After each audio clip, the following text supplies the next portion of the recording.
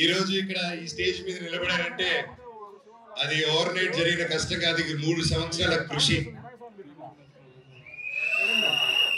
మిరాయనకాల ఎన్నో కళ్ళు, ఎన్నో ఆశలు ఎంతో పెట్టుకొని ఈ జర్నీ స్టార్ట్ చేసాం. 3 సంవత్సరాల క్రితం అదిగో గౌతమ్ గారు ఒక సినిమా ఉందని మన తేజ గారు యాక్చువల్లీ చెప్పాలంటే తేజ గారితో స్టార్ట్ చేయాలి.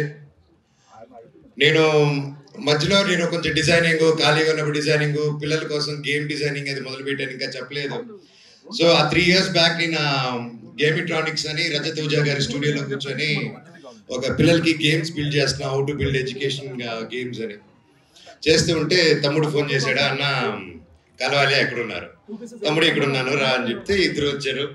వచ్చి కలిసి ఒక సినిమా అనుకుంటున్నాం అన్న, నాకు చెప్పేస్తాను ఫస్ట్, కార్తిక్ గారు మేము అనుకున్నాం ఇది, ఆయన సరే నన్ను మాట్లాడమన్నారని చెప్పి ఈ కేమ్ వచ్చి మేము అలాగా నిలబడి ఉన్నప్పుడు ఈ జస్ట్ ఒక లైన్లో చెప్పి ఇదన్న setup, you have to be our black squad అన్న అన్నాడు. ఆ బ్లాక్ స్వాడ్ ఈరోజు మహావీర్ 2.0 లాగా వచ్చేసాడు అక్కడికి. సో థ్యాంక్ యూ తమ్ముడు, ఒక మంచి స్క్రిప్ట్ని వెతుక్కుంటూ నేను దానికి బాగుంటానని మీరు కార్తిక్ గారు అనుకుని వచ్చినందుకు ఐ లవ్ యూ. తేజ గురించి అంటే ఇంకోటి చెప్పాలి, హనుమాన్ లాంటి ఒక నేషనల్ సూపర్ డూపర్ హిట్ ఇచ్చిన తర్వాత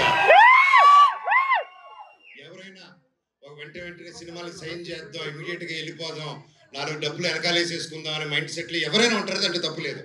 ఎంతో కష్టపడి వచ్చాడు, సొంతంగా వచ్చాడు.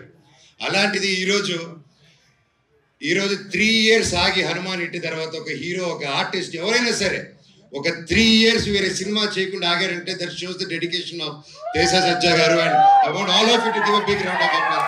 బట్ అవన్నీ దాటుకుని ఈరోజు ఉన్నారంటే hats off, you have a long way తమ్ముడు. జీవితం ఇంకా ఎంతో పెద్ద హైట్స్ వెళ్తావు, అందరిని కలుపుకొని జీవితంలో ఒక నంబర్ 1 స్థానానికి వెళ్తామని దేవుని కోరుకుంటున్నాను. Love you. చిత్తూరు గురించి చెప్తాను.